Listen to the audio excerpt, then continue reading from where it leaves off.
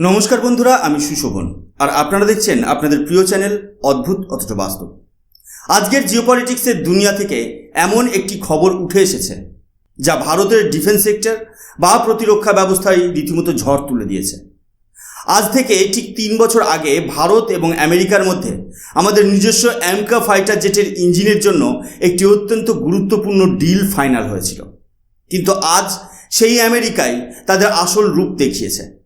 যে GF414 ইঞ্জিনের দাম চুক্তি অনুযায়ী প্রতি ইউনিটে 70 থেকে 80 কোটি টাকা হওয়ার কথা ছিল, আজ আমেরিকা তার দাম এক ধাক্কায় 300% বাড়িয়ে 200 কোটি টাকা দাবি করছে।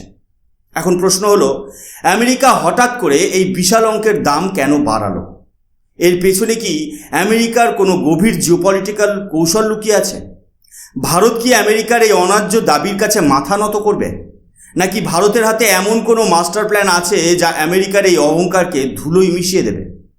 আজকের এই স্পেশাল নিউজ অ্যানালিসিসে আমরা এই পুরো বিষয়টার একেবারে গভীরে গিয়ে আলোচনা করব। তাই ভিডিওটা স্কিপ না করে শেষ পর্যন্ত দেখতে থাকুন, কারণ আজকের এই এপিসোডটা ভারতের জাতীয় নিরাপত্তা এবং আত্মনির্ভরতার এক নতুন অধ্যায় উন্মোচন করতে চলেছে। বন্ধুরা, ইন্টারন্যাশনাল রিলেশনস বা আন্তর্জাতিক সম্পর্কে একটা কথা খুব প্রচলিত আছে। এখানে কেউ কারো চিরস্থায়ী বন্ধু বা শত্রু নয়, এখানে যা থাকে তা হলো চিরস্থায়ী স্বার্থ। আর আমেরিকার ক্ষেত্রে এই কথাটা যেন অক্ষরে অক্ষরে সত্যি। ভারতের 5ম প্রজন্মের স্টেলথ ফাইটার জেট অর্থাৎ অ্যামকা প্রজেক্টের জন্য যে ইঞ্জিন আমেরিকার দেওয়ার কথা ছিল, আজ সেই চুক্তির ওপর থেকে একটা বড়সড় প্রশ্নচিহ্ন ঝুলে রয়েছে। স্ক্রিনে আপনারা ইন্ডিয়া টুডের একটা প্রতিবেদন দেখতে পাচ্ছেন। এর হেডলাইনে পরিষ্কার লেখা আছে, India US AMCA fighter jet engine deal is limbo amid nearby 300% increase in cost. এর সোজা অর্থ হলো, ভারত এবং আমেরিকার মধ্যে অ্যামকা ফাইটার জেটের ইঞ্জিনের যে ডিল হয়েছিল তা এখন খাদের কিনারায় এসে দাঁড়িয়েছে, কারণ আমেরিকা এই ইঞ্জিনের দাম প্রায় 300% বাড়িয়ে দিয়েছে। খবরটা প্রকাশে আসার পর থেকেই ভারতের ডিফেন্স করিডোরে চরম ব্যস্ততা শুরু হয়ে গেছে। আমেরিকা হয়তো ভেবেছিল ভারত নিরুপায় হয়ে তাদের এই বিপুল দাম মেনে নেবে, কিন্তু নতুন ভারত অর্থাৎ আজকের এই শক্তিশালী ভারত যে কারোর চাপের কাছে মাথা নত করতে রাজি নয়, সেটা তারা ভুলে গিয়েছিল। আসল ঘটনাটা বোঝার জন্য আমাদের একটু ফ্ল্যাশব্যাক অর্থাৎ আজ থেকে প্রায় 3 বছর আগের সময়ে ফিরে যেতে হবে। আপনাদের নিশ্চয়ই মনে আছে, আমাদের প্রধানমন্ত্রী নরেন্দ্র মোদী যখন আমেরিকার স্টেট ভিজিটে গিয়েছিলেন, তখন তৎকালীন মার্কিন প্রেসিডেন্ট জো বাইডেনের সাথে ভারতের একটা ঐতিহাসিক চুক্তি স্বাক্ষরিত হয়েছিল। এই চুক্তিটা ছিল আমেরিকার বিখ্যাত কোম্পানি জির F414 ইঞ্জিন তৈরি করা নিয়ে। সেই সময় ঠিক হয়েছিল যে এই ইঞ্জিনগুলো আমাদের দেশের গর্ব LCA তেজস মার্ক 2 এবং অ্যামকা ফাইটার জেটের মার্ক 1 ভার্সনকে শক্তি যোগাবে।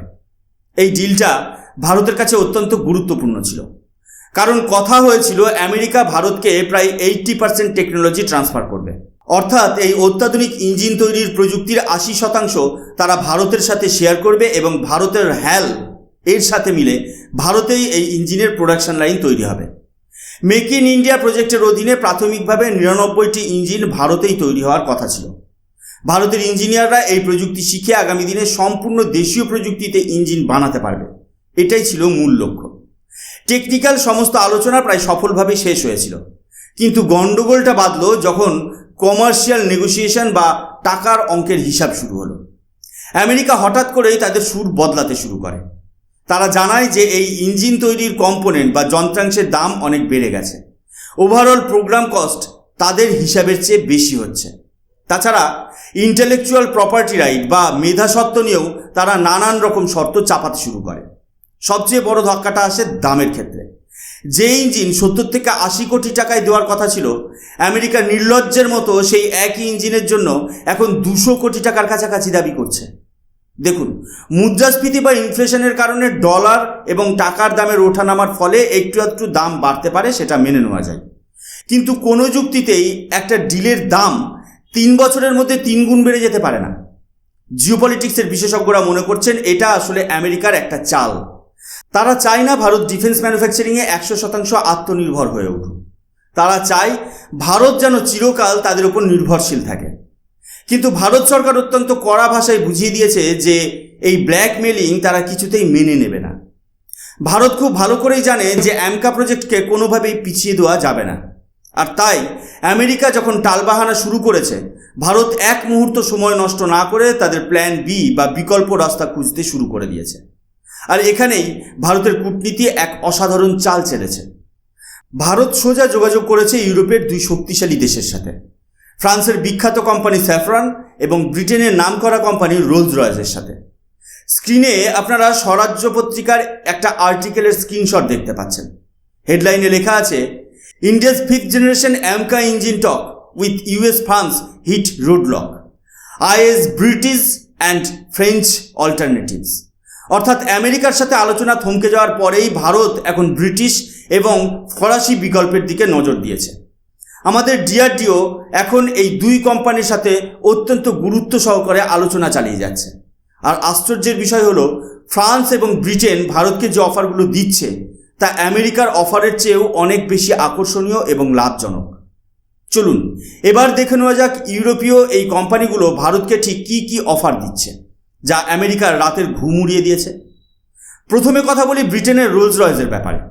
দেখুন এই হেডলাইনটি, Rolls Royce offers new engine for India's AMCA stealth fighter with full technology transfer. Rolls Royce ভারতকে সরাসরি অফার দিয়েছে যে তারা ভারতের জন্য কোনো পুরনো ইঞ্জিনকে মডিফাই করে দেবে না, বরং একদম শূন্য থেকে সম্পূর্ণ নতুন একটা ইঞ্জিন তৈরি করবে।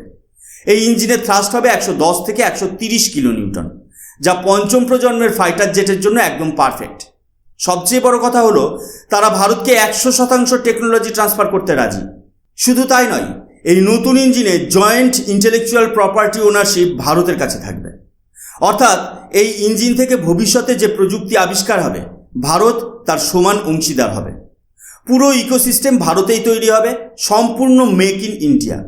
আর এর ওপর ব্রিটেনের সরকার সভারেন গ্যারান্টি দিচ্ছে যে নির্দিষ্ট সময়ের মধ্যেই এই কাজ শেষ হবে। অন্যদিকে ফ্রান্সের স্যাফরনের অফারও কিন্তু কোনো অংশে কম নয়।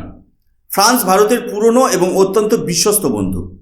কার্গিল যুদ্ধ থেকে শুরু করে পোখরান পরমাণু পরীক্ষা, যখন সারা বিশ্ব ভারতের উপর নিষেধাজ্ঞা চাপিয়েছিল, তখন ফ্রান্স ভারতের পাশে দাঁড়িয়েছিল। আজ আমরা যে রাফায়েল ফাইটার জেট ব্যবহার করি, তাতে এই স্যাফরন কোম্পানিরই M88 ইঞ্জিন লাগানো আছে। স্যাফরন ভারতকে অফার দিয়েছে যে তারা ডিআরডিওর সাথে মিলে জয়েন্ট ডেভেলপমেন্ট করবে। সবচেয়ে বড় পয়েন্ট হলো, কোনো এক্সপোর্ট রেস্ট্রিকশন বা রপ্তানি নিষেধাজ্ঞা থাকবে না। অর্থাৎ ভারত যদি ভবিষ্যতে এই ইঞ্জিন দিয়ে ফাইটার জেট বানিয়ে অন্য কোনো দেশকে বিক্রি বা এক্সপোর্ট করতে চায়, তবে ফ্রান্স কোনো বাধা দেবে না। তারা এখন 110 কিলো নিউটন থ্রাস্টের ইঞ্জিন দেবে, যাকে ভবিষ্যতে 140 কিলো নিউটন পর্যন্ত আপগ্রেড করা সম্ভব। এখন প্রশ্ন হলো, ভারতের সামনে এই পরিস্থিতি কতটা চ্যালেঞ্জিং। দেখুন, অ্যামকা প্রজেক্ট ভারতের জাতীয় গর্ব। এটা পঞ্চম প্রজন্মের স্টেলথ ফাইটার জেট। আমাদের টার্গেট হলো 2029 সালের মধ্যে অ্যামকার প্রথম প্রোটোটাইপ আকাশে ওড়ানো। এই প্রোটোটাইপ টেস্টিংয়ের জন্যই আমাদের অন্তত 15টা ইঞ্জিনের প্রয়োজন। অ্যামকার ডিজাইন এবং ফ্রেম প্রায় ফাইনাল হয়ে গেছে, তাই ভারতকে খুব তাড়াতাড়ি সিদ্ধান্ত নিতে হবে।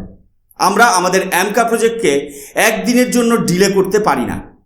যদি আমেরিকা রাজি না হয়, তবে ভারত খুব শিগগিরই ফ্রান্সের স্যাফরন বা ব্রিটেনের রোলস রয়েসের মধ্যে যে কোনো একটিকে ফাইনাল করে ফেলবে।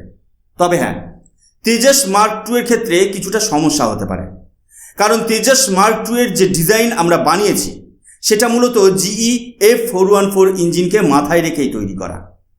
এখন যদি হঠাৎ করে ইঞ্জিন বদলাতে হয়, তবে ডিজাইনেও বেশ কিছু পরিবর্তন আনতে হবে, যার ফলে প্রজেক্টটা কিছুটা পিছিয়ে যেতে পারে। আমাদের এয়ারফোর্স এমনিতেই ফাইটার জেটের ঘাটতি এবং ডেলিভারি ডিলে নিয়ে চিন্তায় আছে, তাই এই সিদ্ধান্তটা অত্যন্ত ভেবেচিন্তে নিতে হবে। বন্ধুরা, আজকের এই জিওপলিটিক্সের খেলায় একটা জিনিস পরিষ্কার, ভারত এখন আর সেই পুরনো ভারত নেই যাকে চোখ রাঙিয়ে বা চাপ সৃষ্টি করে নিজেদের স্বার্থসিদ্ধি করা যাবে। আত্মনির্ভর ভারতের যে স্বপ্ন আমরা দেখেছি, তা পূরণ করতে গেলে ডিফেন্স সেক্টরে আমাদের নিজেদের পায়ে দাঁড়াতেই হবে। আমেরিকার এই পলিসি হয়তো সাময়িকভাবে আমাদের কিছুটা সমস্যার মুখে ফেলবে, কিন্তু দীর্ঘমেয়াদে এটা আমাদের জন্য শাপে বর হতে পারে।